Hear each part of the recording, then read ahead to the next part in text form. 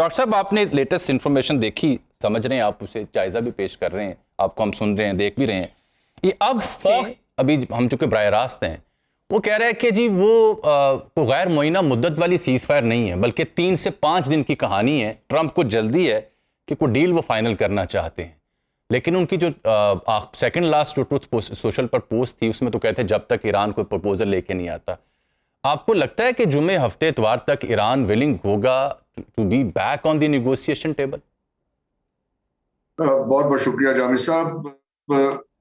Willingness तो वो show करेंगे, आएंगे या नहीं आएंगे that remains to be seen. इसलिए कि ईरान ने देख लिया है कि ये प्रेसिडेंट ट्रंप की मजबूरी है कि वो नेगोशिएशन करें और वो कोई डील लेके जाएं। उन्होंने 14-15 मई को चीन जाना है, प्रेसिडेंट शी जिनपिंग से उनकी मुलाकात होनी है। तो वो वहां पे कोई ट्रंप कार्ड हाथ में लेके जाना चाहते हैं, अपना अपर हैंड रख के जाना चाहते हैं। एटलीस्ट एक मॉरल सुपीरियोरिटी के साथ वो चाहेंगे कि वो चीन जाएं और ये दिखाना चाहते हैं दुनिया को, एक नैरेटिव बनाना चाहेंगे कि हमने तो ईरान को बुलाया था मुज़ाकरात करने के लिए, देखें वो नहीं आए। अगर आ जाएंगे तो उनके सामने ऐसी शराइत रखी जाएंगी जो उनके लिए मुश्किल हो कबूल करना। तो दोनों सूरतों में वो ईरान को फंसाना चाहते हैं। अब आप ये देखिए कि पिछली दफा जब ट्रंप साहब ने ये सीज़फायर अनाउंस किया था तो ऑयल प्राइस $20-25 एक रात में चंद घंटों में नीचे आ गई थी। आज जब सीज़फायर अनाउंस हुआ है तो डॉलर प्राइस, ऑयल प्राइस ऊपर जा रही है कि $2-3 सुबह से ऊपर हो गई है। तो ये ऐसा क्यों हो रहा है? इसलिए कि दोनों चीजों में फर्क है। पिछली दफा जो सीज फायर हुआ था वो वेल इंटेंडेड लग रहा था, एटलीस्ट लोगों को एक होप आई थी। अब जिस किस्म की ये गिमिक्स कर रहे हैं प्रेसिडेंट ट्रंप, इसमें क्लियरली नजर आ रहा है ब्लॉकेट किया, मुज़ाकरात के वक्त मुज़ाकरात का माहौल बनाया जाता है।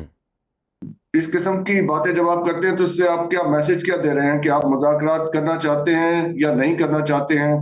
आप दूसरे पार्टी को ट्रिक कर रहे हैं। तो they are clearly sending a message to Iran कि हम ये नहीं करना चाहते। और 2 लाख फौज की बात हो रही है।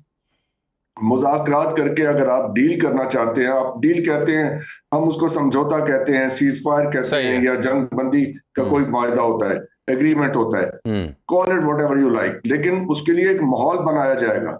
उस माहौल में इन्होंने उस माहौल को खुद डैमेज किया है इस किस्म की बातें करके। जेरल्ड फोर्ड को दोबारा ले आए ईरान के सामने। तो वो तो मिलिट्री पोस्टरिंग कर रहे हैं। चले ये मान लेते हैं कि मिलिट्री पोस्टरिंग अपना अपर हैंड रख के दबाव डालने के लिए कर रहे हैं ईरान पे। तो ईरान भी तो इंटेंशंस रीड कर रहा होगा ना, इनकी कमजोरी भी रीड कर रहा है कि बिल्कुल ठीक है, बिल्कुल मामला, इस मामले को कहीं सेटल करने की। बिल्कुल डॉक्टर साहब, एक बड़ा अहम नुक्ता उठा रहा है ईरान। उनके न्यूज़ आउटलेट्स ये बता रहे हैं, क्योंकि वो ये साबित करना चाह रहे हैं कि ट्रंप को जल्दी एग्जॉस्ट कर रहे हैं। तो वो कहते हैं जी 60 दिन की डेडलाइन भी है उसके पास, क्योंकि फिर उसके बाद कांग्रेस से उसे अप्रूवल लेनी पड़ेगी, जो आइन में तो लिखा है। लेकिन उससे पहले मिसालें हैं जब मुख्तलिफ सुदूर ने लीबिया वाला मामला हो, सबको बाईपास किया। क्या ये एक हर्डल या एक तलवार हो सकती है ट्रंप के ऊपर कि कांग्रेस से 60 दिन के बाद अप्रूवल लेनी पड़ेगी, इसलिए जल्दी जल्दी इसको निपटा लें? ये भी एक इम्पोर्टेंट नुकता है, इसलिए कि कांग्रेस की अप्रूवल लेने दरकार है। 60 दिन एक्सपायर हो जाएंगे 28 तारीख को। तो 28 तारीख से पहले उनको कांग्रेस की अप्रूवल चाहिए। उसकी कंडीशंस हैं कि अगर ये कांग्रेस की अप्रूवल के बगैर आगे जाना चाहते हैं, जो इनके इत्तेहादी हैं, फर्ज करें गल्फ में या नेटो में, वो कोई दरख्वास्त करें इनसे, यानी कि वो उनके साथ जो दफाई मुआहदा है उसको इन्वोक करें, तो फिर वो कैद खत्म हो जाती है 60 दिन वाली। वो कोई कर नहीं रहा, तो उससे भी इन्हें परेशानी हो रही है। इनके नेटो एलाइज और इनके गल्फ एलाइज जो हैं वो उस किस्म की इनको सहूलत नहीं प्रोवाइड कर रहे हैं। सो ये इसमें आपने देखा कि सऊदी अरब के साथ भी उनको प्रॉब्लम आया, सऊदीया ने वो इन्वोक नहीं किया उनके साथ, तो उनको ये गुंजाइश नहीं मिली प्रेसिडेंट ट्रंप को।